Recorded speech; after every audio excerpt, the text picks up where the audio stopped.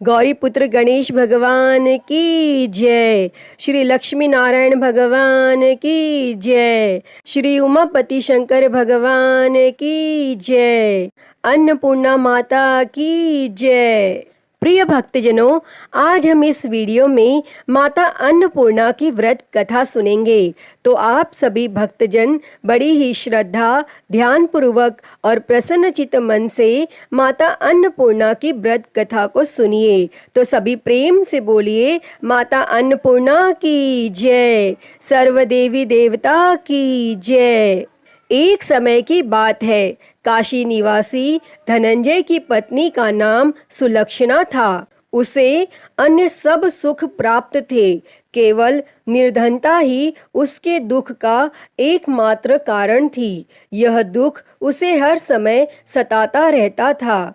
एक दिन सुलक्षणा अपने पति से बोली, स्वामी, आप कुछ उद्यम करो तो काम चले। इस प्रकार कब तक काम चलेगा? तब सुलक्षणा की बात धनंजय के मन में बैठ गई और वह उसी दिन विश्वनाथ शंकर जी को प्रसन्न करने के लिए बैठ गया और कहने लगा, हे देवाधिदेव विश्वेश्वर, मुझे पूजा पाठ कुछ आता नहीं है, केवल आपके भरोसे बैठा हूँ। और इतनी विनती करके वह 2-3 दिन भूखा प्यासा बैठा रहा और यह देखकर भगवान शंकर ने उसके कान में अन्नपूर्णा अन्नपूर्णा अन्नपूर्णा इस प्रकार 3 बार कहा।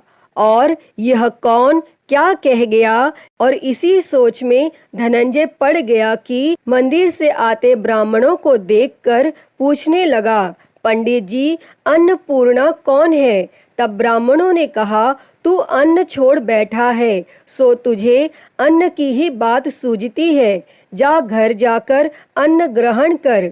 तब धनंजय घर गया और स्त्री से सारी बात कही। तब वह बोली, नाथ, चिंता मत करो, स्वयं शंकर जी ने यह मंत्र दिया है, वे स्वयं ही खुलासा करेंगे।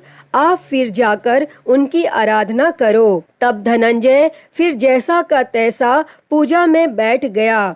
रात्रि में शंकर जी ने आज्ञा दी और कहा, तू पूर्व दिशा में चला जा। और वह अन्नपूर्णा का नाम जपता जाता और रास्ते में फल खाता, झरनों का पानी पीता जाता। और इस प्रकार वह कितने ही दिनों तक चलता गया और वहां से उसे चांदी सी चमकती वन की शोभा देखने में आई, सुंदर सरोवर देखने में आया। उसके किनारे कितनी ही अप्सराएं झुंड बनाए बैठी थी, एक कथा सुनती और सब मिलकर माँ अन्नपूर्णा इस प्रकार बार बार कहती थी। और यह अगहन मास की उजेली रात्रि थी और आज से ही व्रत का आरंभ था। और जिस शब्द की खोज करने वह निकला था, वह उसे वहां सुनने को मिला।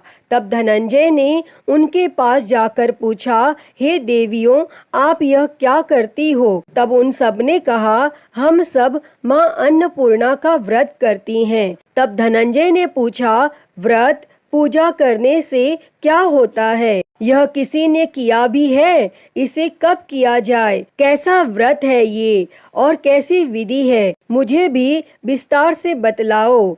तब वे कहने लगी, इस व्रत को सब कोई कर सकते हैं। 21 दिन तक के लिए 21 गांठ का सूत लेना चाहिए। 21 दिन यदि न बने तो एक दिन उपवास करें।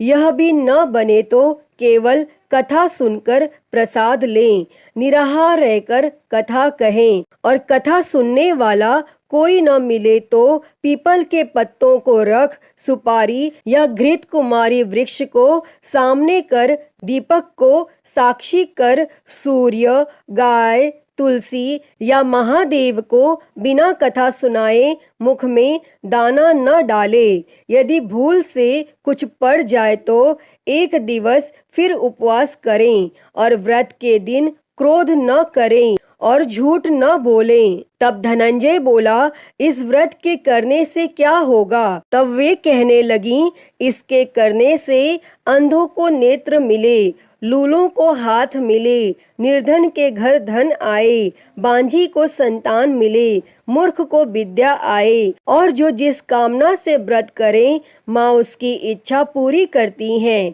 तब धनंजय कहने लगा, बहनों, मेरे पास भी धन नहीं है, विद्या नहीं है, कुछ भी तो नहीं है, मैं तो दुखिया ब्राह्मण हूँ, मुझे इस व्रत का सूत दोगी?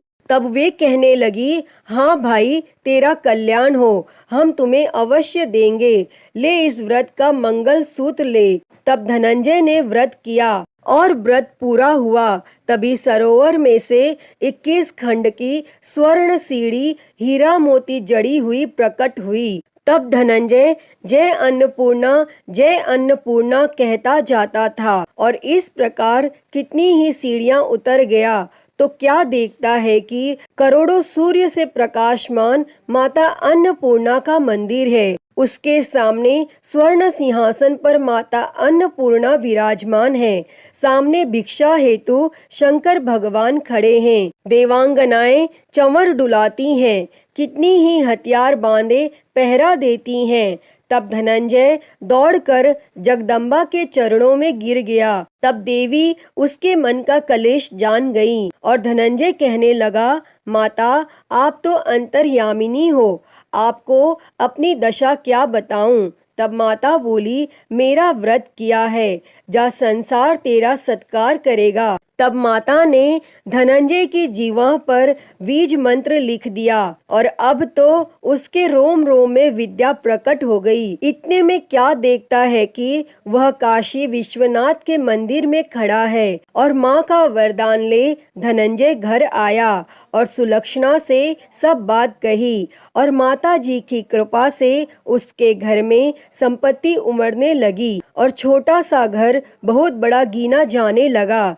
जैसे शहद के छत्ते में मक्खियां जमा होती हैं और उसी प्रकार अनेक सगे संबंधी आकर उसकी बड़ाई करने लगे और कहने लगे, इतना धन और इतना बड़ा घर, लेकिन सुंदर संतान नहीं तो इस कमाई का कौन भोग करेगा? क्योंकि सुलक्षणा से संतान नहीं है, इसीलिए तुम दूसरा विवाह करो।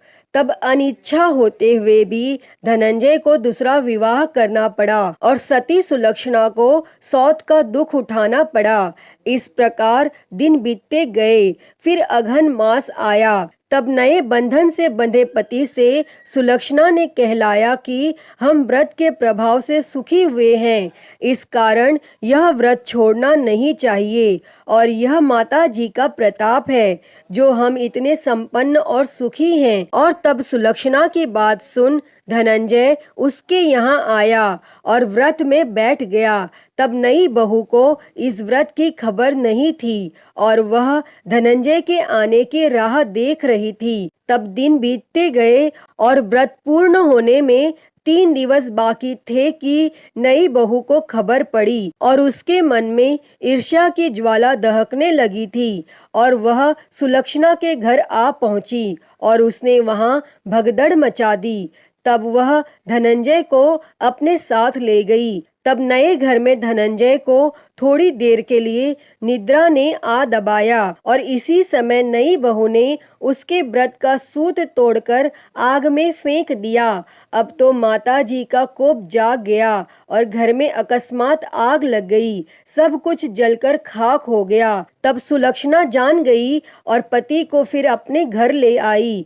तब नई बहू रूठ कर पिता के घर जा बैठी और पति को परमेश्वर मानने वाली सुलक्षणा बोली, हे नाथ, घबराना नहीं, माता जी की कृपा अलौकिक है। पुत्र कुपुत्र हो जाता है पर माता कुमाता नहीं होती। अब आप श्रद्धा और भक्ति से आराधना शुरू करो, वे जरूर हमारा कल्याण करेंगी। तब धनंजय फिर माता के पीछे पड़ गया। फिर वहीं सरोवर पर सीढ़ी प्रकट हुई और उसमें माँ अन्नपूर्णा कहकर वह उतर गया और वहां जा माता जी के चरणों में रुदन करने लगा। तब माता प्रसन्न हो बोली, यह मेरी स्वर्ण की मूर्ति ले, उसकी पूजा करना, तू फिर सुखी हो जाएगा।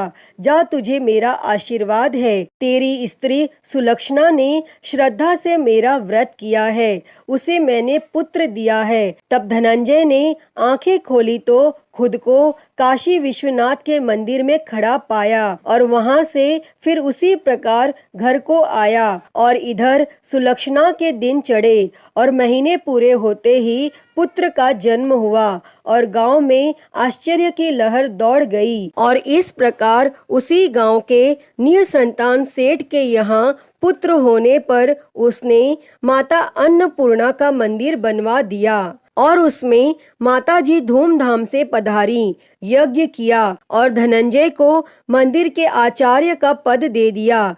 जीविका के लिए मंदिर की दक्षिणा और रहने के लिए बड़ा सुंदर सा भवन दिया। तब धनंजय स्त्री और पुत्र सहित वहां रहने लगा और माताजी के चढ़ावे में भरपूर आमदनी होने लगी। और उधर नई बहू के पिता के घर डाका पड़ा, सब लूट गया। वे भीख मांगकर पेट भरने लगे और जब सुलक्षणा ने यह सुना तो उन्हें बुलावा भेजा और उन्हें अलग घर में रख लिया और उनके अन्न और वस्त्र का प्रबंध कर दिया। तब धनंजय, सुलक्षणा और उसका पुत्र माताजी की कृपा से आनंद से रहने लगे। अतः ही माता अन्नपूर्णा, जैसे आपने धनंजय और सुलक्षणा के भंडार भरे, वैसे ही इस कथा को कहते, सुनते और हुंकारा भरते सबके भंडार भरना। सभी के जीवन से गरीबी दूर कर उनके जीवन में धन संपत्ति और सुख समृद्धि देना।